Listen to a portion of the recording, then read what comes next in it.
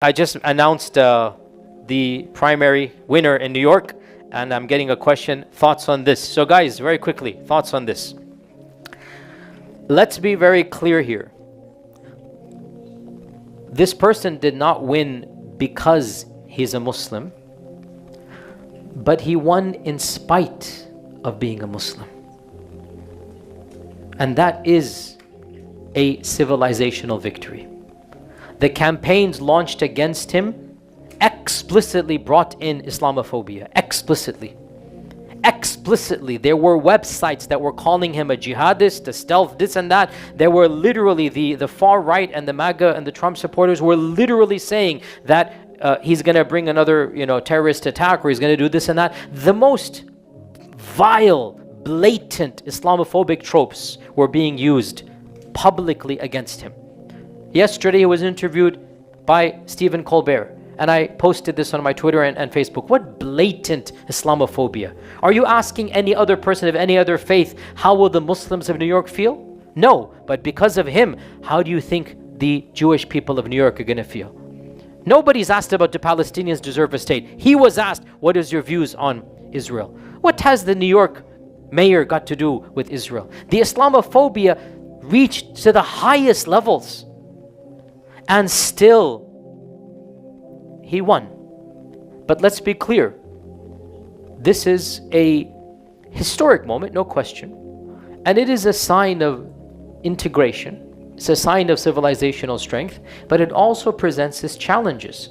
Many Muslims themselves are wondering, how can a Muslim be a mayor when they're going to have to do things that are morally ambiguous, right? Sometimes our biggest critics are not from without, they're from within.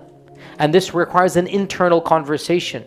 And the answer is not easy, but very simplistic. I've spoken about this in more detail. Politicians are not clerics. And it is high time the Muslim community attains a level of intellectual sensibility to differentiate a politician from a cleric. It is a very positive sign that the two most cosmopolitan and most prestigious cities in the Western world, London and New York, have Muslim mayors.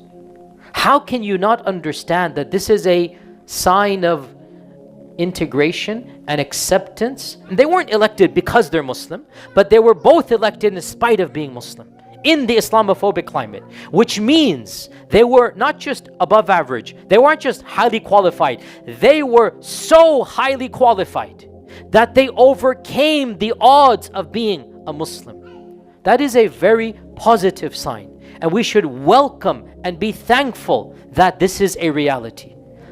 As for the naysayers from without, well, this is not the time for gloating. There's never a time for gloating.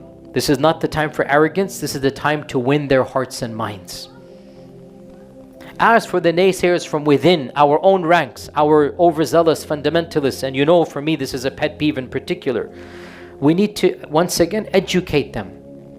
You can't expect the mayor of New York to give khutbahs and durus about the reality of Islamic law. That's not what his purpose is. And if he says or does things that is not in accordance with our Sharia, I'm not condoning that. And that's why I personally don't like myself to be involved in politics, because there is a compromise you have to make at the spiritual level. But at the same time, there is good in this as well. We hope that people of conscience, people of faith, maximize the good and minimize the evil. And we leave their affair to Allah subhanahu wa ta'ala. But in this dunya, we cannot be so narrow-minded and so bigoted as to assume that a Muslim mayor is going to act and function as a Maulana Sahib, as an Imam Sahib. It doesn't work that way. And so where he does things we don't agree with, we don't support that issue. And we do not endorse that particular, whether it's a festival, whether it's a thing he goes to, whatever, we don't endorse that. But where he is showing the fact that you can be a qualified candidate and run a city and run an entire cosmopolitan city and be a Muslim, we thank Allah for that regard.